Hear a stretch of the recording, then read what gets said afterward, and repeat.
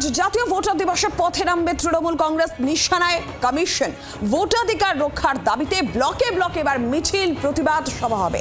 গায়ের জোরে ভোটাধিকার কেড়ে নেওয়ার চেষ্টা কমিশন। গত কয়েক মাস ধরে বারবার এই বিষয় নিয়ে সরব হয়েছে রাজ্যের শাসক দল তৃণমূল কংগ্রেস, আর এবার একেবারে ব্লকে ব্লকে তাদের প্রতিবাদ সভা। আজ জাতীয় ভোটার দিবসে ফের পথে নামছে তৃণমূল কংগ্রেস।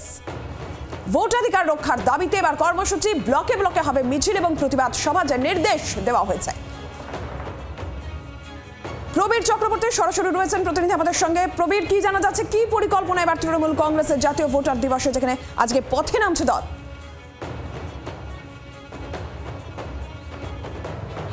দেখো নীলাঞ্জনা, জবে থেকে রাজ্যে এসআইআর এর আবহ তৈরি হয়েছে, তবে থেকে অর্থাৎ গত কয়েক মাস ধরে রাজ্যের শাসক দল তারা সরব নির্বাচন কমিশনের বিরুদ্ধে, যে বিজেপির কথায়, কেন্দ্রীয় সরকারের কথায় ভোটাধিকার কেড়ে নেওয়ার চেষ্টা চলছে 2026 নির্বাচনকে সামনে রেখে। এই অভিযোগে গত কয়েক মাস ধরে আমরা দেখেছি রাজ্যের শাসক দল, কখনো মমতা বন্দ্যোপাধ্যায়, কখনো অভিষেক বন্দ্যোপাধ্যায়, তারা লাগাতার রাস্তায় রয়েছেন। গত কয়েক মাস ধরে আন্দোলন চলছে। আজকে যখন ন্যাশনাল ভোটার্স ডে, ঠিক সেই দিনটিকে সামনে রেখে তৃণমূল কংগ্রেস আজকেও রাস্তায়।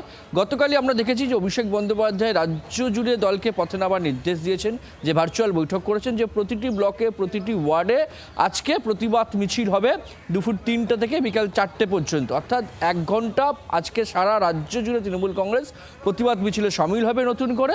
এবং উদ্দেশ্য একটাই, যে ইলেকশন কমিশন তাড়াহুড়ো করে এসআইআর করে রাজ্যের যারা প্রকৃত ভোটার তাদের ভোটাধিকার কেড়ে নেওয়ার চেষ্টা চলছে। তাই ন্যাশনাল ভোটার ডেকে সামনে রেখে আজকে আবার নতুন করে রাজ্য জুড়ে তৃণমূল কংগ্রেস রাস্তায় নামতে চলেছে। বাংলার আওয়াজ, বাঙালির আবেগ, জি 24 ঘন্টা।